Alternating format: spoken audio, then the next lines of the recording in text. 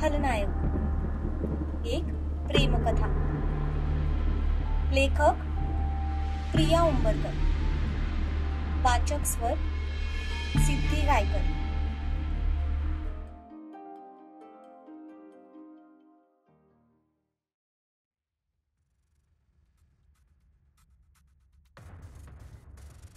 तपस्या राऊत, त्या दिवशी मी मस्करीत बोलून गेलो होतो, पण आज मी माझं तेच वाक्य खरं करून दाखवणार आहे. Be ready to be my legally wedded wife. आजपासून हे जग तुला मिसेस तपस्या सम्राट खानविलकर या नावानेच ओळखेल, आणि आता हे नावच तुझी आयुष्यभराची शिक्षा असेल. आणि आता हे नावच तुझी आयुष्यभराची शिक्षा असेल.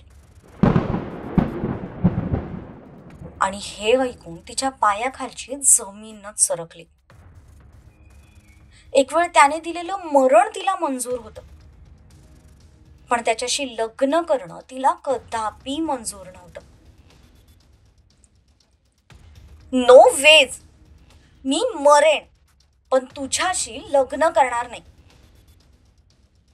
नो बेबी, आता तू जगशीलही माझ्यासाठी आणि मरशीलही माझ्याच साठी. लग्न तर तुझं माझ्याच सोबत होणार, सो तयार राहा. तो तिच्या गालावरून बोट फिरवत होता. तिने एका झटक्यात मान दुसरीकडे वळवली. ते बघून तो ओठांच्या कोपऱ्यात हसला आणि तसाच तिथून निघून गेला.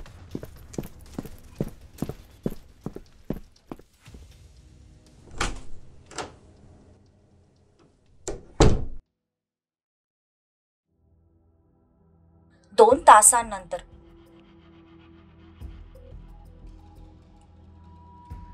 सम्राट, हे काय करतोयस तू? डोकं ठिकाणावर आहे का तुझं? समोर रागातच होता. त्याला जशी बातमी मिळाली की सम्राट तपस्यासोबत लग्न करतोय, तसा तो धावतच तिथे आला. माझं डोकं ठिकाणावर आहे आणि मला माहिती आहे की मी काय करतोय. तू जस्ट चिल कर. त्याने अंगावर शेरवाणी चढवली.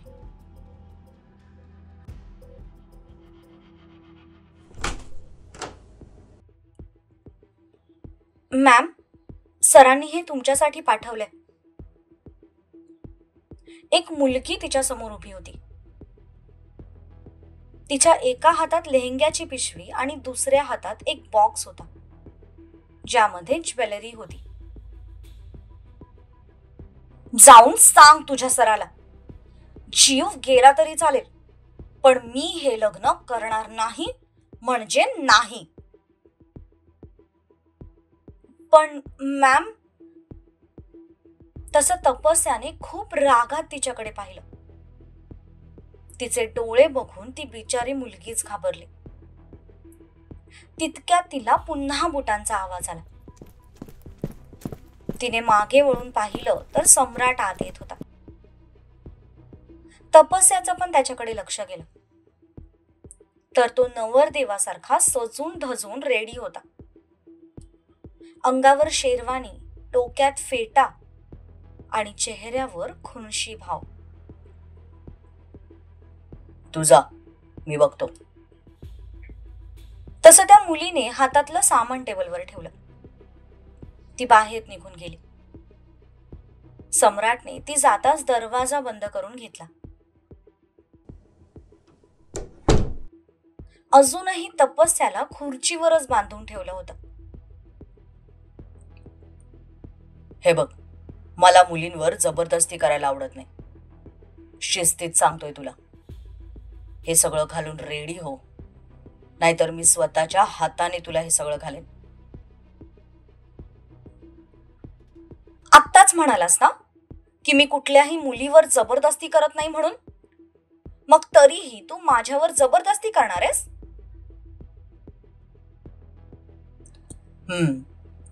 सॉरी हा, माझ्या वाक्यात एक करेक्शन आहे. मला परक्या मुलींवर जबरदस्ती करायला अजिबात आवडत नाही, पण माझ्या होणाऱ्या बायकोवर मी नक्कीच जबरदस्ती करू शकतो, कारण तेवढा हक्क तर नक्कीच आहे ना मला. शेवटचं विचारतोय, त्या मुलीच्या हातून तयार होणार आहेस की नाही?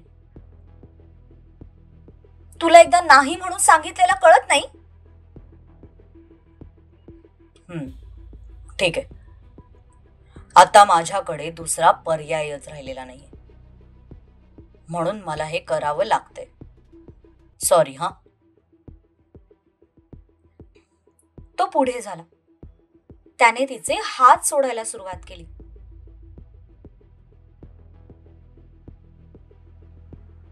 त्याने तिचे पाय सुद्धा सोडले. त्याच संधीचा फायदा घेऊन तिने त्याला मारायला हात उचलला. तसं त्याने हवेतच तिचा हात पकडला आणि खूप रागात तिच्याकडे पाहिलं. दोघांचेही चेहरे अगदी एकमेकांच्या समोर होते. खिडकीतून येणाऱ्या वाऱ्यामुळे तिचे केस उडत होते आणि तिचे ते वाऱ्याने उडणारे केस त्याच्या चेहऱ्यालाही स्पर्श करत होते. तिच्या डोळ्यात जबरदस्त राग आणि तिरस्कार होता, तर त्याच्या नजरेत सध्या निर्विकार भाव होते. पुन्हा कधी चुकूनही ही चूक करायची नाही, नाहीतर हात उचलायला हात जागेवर राहणार नाही.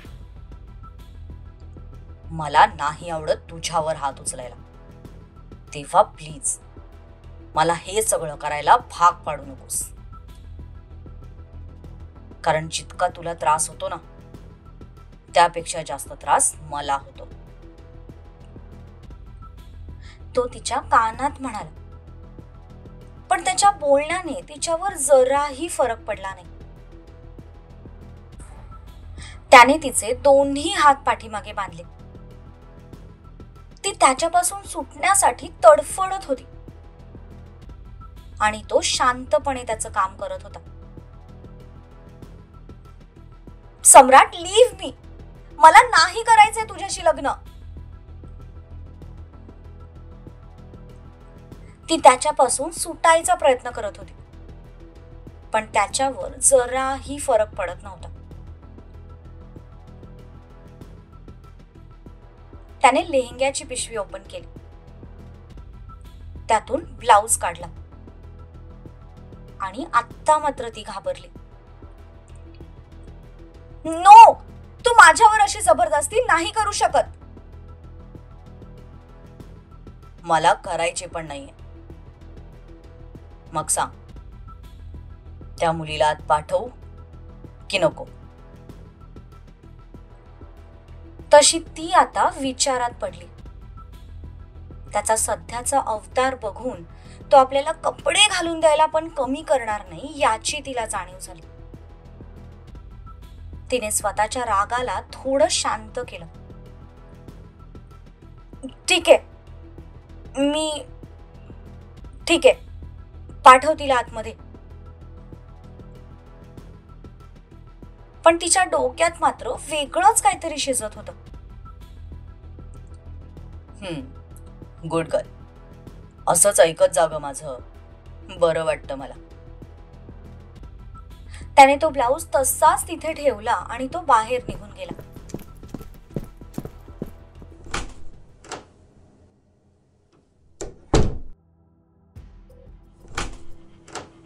काही वेळातच ती मुलगी आत आली, पण यावेळी ती एकटी नव्हती. तिच्यासोबत अजून 2 लेडीज होत्या, पण त्या पुरुषांपेक्षा कमी वाटत नव्हत्या. धष्टपुष्ट शरीर, शर्ट पॅन्ट आणि त्यांची ती खतरनाक बॉडी. त्यांच्या अवतारावरून त्या लेडी बॉडीगार्ड्स आहेत हे कळायला तिला फारसा वेळ लागला नाही. पुन्हा एकदा त्याचं डोकं तिच्या डोक्याच्या 1 पाऊल पुढे चाललं होतं. आता मात्र ती मनातल्या मनातच त्याला आठवू लागली. लवकरात लवकर तो इथे यावा आणि आपली सुटका व्हावी यासाठी ती मनोमन देवाकडे प्रार्थना करू लागली. सध्या तरी या व्यतिरिक्त ती काहीच करू शकत नव्हती. मॅम, प्लीज कॉपरेट करा, नाहीतर या दोन्ही बायका तुम्हाला मारायला सुद्धा कमी करणार नाहीत. तशा सरांच्या त्यांना ऑर्डर्स आहेत. मी माझं आवरेन, माझे हात सोडा. त्या मुलीने तिचे हात सोडले. फ्रेश व्हायच्या बहाण्याने ती वॉशरूम मध्ये आली.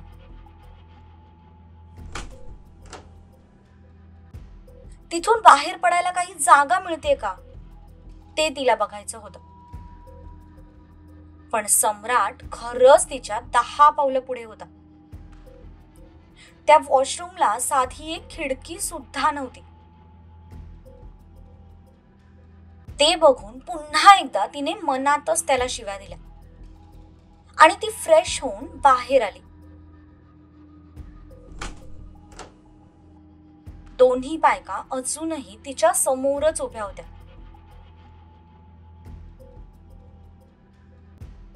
तिने वैतागत तो लेहंगा हातात घेतला आणि ती रेडी झाली.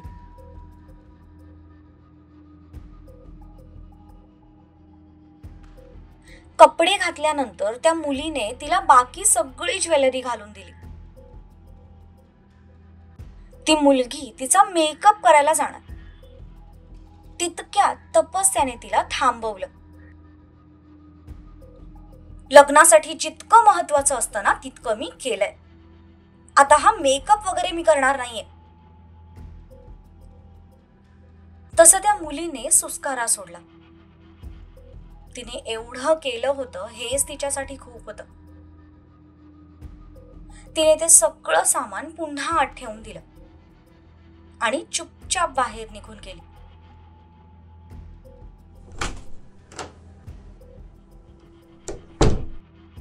त्या दोन्ही बॉडीगार्ड्स मात्र अजूनही तपस्याच्या समोरच उभ्या होत्या.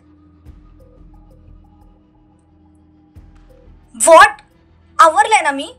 मग तरीही अशा डोक्यावर का उभ्या आहेत माझ्या? जा ना आता. जोपर्यंत सर इथे येत नाही तोपर्यंत आम्ही तुम्हाला एकटं सोडू शकत नाही, त्यातली एक बाई म्हणाली. तसं तपस्याने वैतागून डोक्याला हात लावला. तिचे हात आता बांधलेले नव्हते, पण तरीही तिला बांधल्यासारखंच वाटत होतं. खरंच खूप पोहोचलेली चीज आहे हा सम्राट. माणूस आहे की हैवान आहे? ती मनातच त्याला शिव्या देत होती. मनातल्या मनात मात्र ती अशा कोणाची तरी वाट बघत होती जो आता तिला या सगळ्यातून सोडवू शकत होता.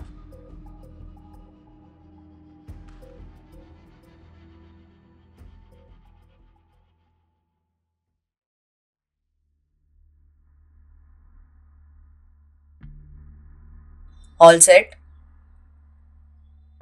सम्राटने सगळी अरेंजमेंट झाल्याचं कन्फर्म केलं. समोर समरजीत डोक्याला हात लावून बसला होता. सम्राटचं काय चालू आहे हे त्याला काहीही कळत नव्हतं. सम्राट त्याला काही सांगतही नव्हता. गेल्या 2-2.5 तासांपासून तो फक्त आणि फक्त लग्नाच्या तयारीत व्यस्त होता. सम्राट, अरे निदान तुझ्या घरच्यांना तरी बोलव. लग्न करतोयस तू. त्यांची इथे सध्या काही गरज नाही. नंतर आरामात सांगेन त्यांना. सम्राटने बॉक्स मधलं मंगळसूत्र हातात घेतलं. त्याने त्या मंगळसूत्राकडे बघून एक स्माइल दिली आणि तो बॉक्स बंद करून पुन्हा ठेवून दिला. या मुलाचं काय चाललंय ना मला काहीच कळत नाही. आणि तुला एकट्यालाच लग्न करायचं होतं तर मला तरी कशाला बोलावून घेतलंस? साक्षीदार म्हणून कोणीतरी हवं ना, म्हणून तुला बोलवलंय. अवघड आहे बाबा सम्राट तुझं. अवघड कसलं रे, सगळं सोपं आहे. फक्त तू गंमत बघत राहा. मी आलोच, माझ्या बायकोला घेऊन. सम्राट पुन्हा तिच्याकडे गेला. बाहेर लग्नाची सगळी तयारी झाली होती.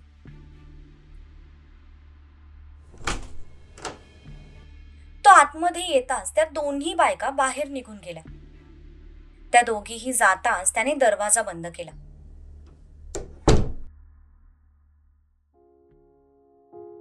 आणि तिच्याकडे पाहिलं. तिला त्या नवरीच्या वेशात बघून काही क्षण तो तिच्याकडे बघतच राहिला. कसलाही मेकअप केलेला नसताना सुद्धा त्या लेहंग्यामध्ये आणि त्या ज्वेलरीमध्ये ती खूप सुंदर दिसत होती. लुकिंग ब्युटिफुल बायको. Just shut up. तुला जर असं वाटत असेल ना की माझ्याशी लग्न केल्यानंतर हे सगळं विसरून मी तुझ्यासोबत संसाराला लागेन, तर हा भ्रम डोक्यातून काढून टाक. कारण तू आज जरी माझ्यासोबत जबरदस्तीने लग्न केलंस ना, त्यानंतर तो आला ना तरीही मी त्याच्या सोबतच जाणार. तुझ्या नावचं मंगळसूत्र किंवा तुझ्या नावचं कुंकू मला अजिबात अडवू शकणार नाही. ती त्याच्या नजरेला नजर देत खूप रागात होती. पण तिच्या या बोलण्याने सुद्धा त्याच्यावर काहीही फरक पडला नाही. उलट तो तिची चिडचिड एन्जॉय करत होता. वेडी आहेस का तू जरा? मी मगाशीच बोललो ना की मला तुझ्यावर जबरदस्ती करायला आवडत नाही. आणि हे लग्न पण काही जबरदस्तीने होणार नाहीये. तू स्वखुशीने माझ्याशी लग्न करशील.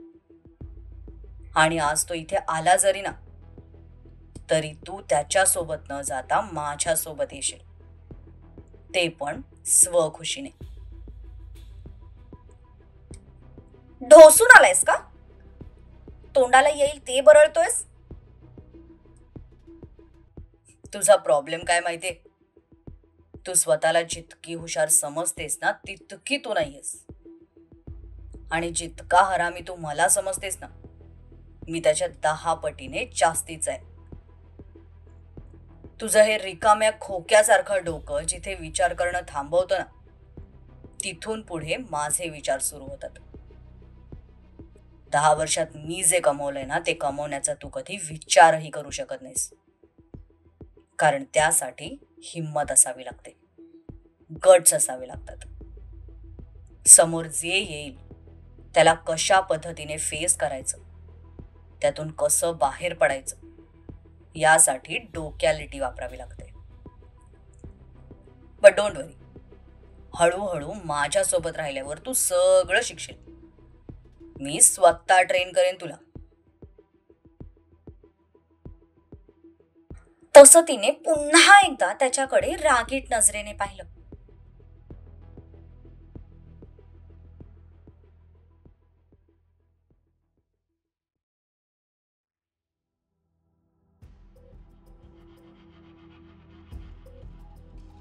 गुरुजी, मंत्र सुरू करा. नुकतेच ते दोघेही लग्नासाठी बाहेर आले होते. दोघेही आपापल्या पाटावर बसले होते. समोर लग्नाची पूजा मांडली होती. सम्राटच्या आदेशानुसार आता गुरुजींनी लग्नविधी सुरू केले होते. ती मात्र एखादी बाहुली उचलून आणावी तशी त्या पाटावर बसली होती. चेहरा निर्विकार होता, पण मनात मात्र खूप काही जळत होतं. मंत्रोच्चार झाले तसं गुरुजींनी मंगळसूत्र पुढे केलं. त्याने ते मंगळसूत्र हातात घेतलं आणि तिच्याकडे पाहिलं. पण तिचं मात्र ना विधींकडे लक्ष होतं ना त्याच्याकडे. कोरलेल्या मूर्तीसारखी ती नुसतीच बसून होती. ते मंगळसूत्र तिच्या गळ्यात घालण्यासाठी तो तिच्या बाजूने झुकला. तो तिच्या गळ्यात मंगळसूत्र घालणारच होता. तितक्यात बुलेटचा एक मोठा आवाज झाला. तसं सगळ्यांनी त्या दिशेला पाहिलं. गोळीच्या आवाजाने ती सुद्धा दचकली. पण जेव्हा तिचं लक्ष समोर गेलं तेव्हा मात्र तिच्या डोळ्यातून टचकन पाणी आलं. कारण समोर तो उभा होता. फायनली तिचा विश्वास जिंकला होता. तिला वाचवण्यासाठी तो अगदी वेळेत पोहोचला होता. सम्राटने सुद्धा समोरच्या व्यक्तीकडे पाहिलं, पण त्या व्यक्तीला बघून त्याच्या कपाळावर किंचित आठ्या पसरल्या. हा चेहरा त्याला कुठेतरी आधी पाहिल्यासारखा वाटत होता, पण नक्की ओळख पटत नव्हती.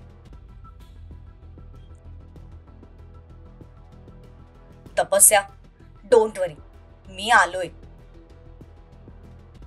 त्याने तिला धीर दिला. पण तरीही त्याची गन मात्र अजूनही सम्राटच्याच दिशेने रोखलेली होती. सम्राटने जळजळीत कटाक्ष त्याच्याकडे टाकला आणि स्वतःच्या दाढीवरून एक हात फिरवला.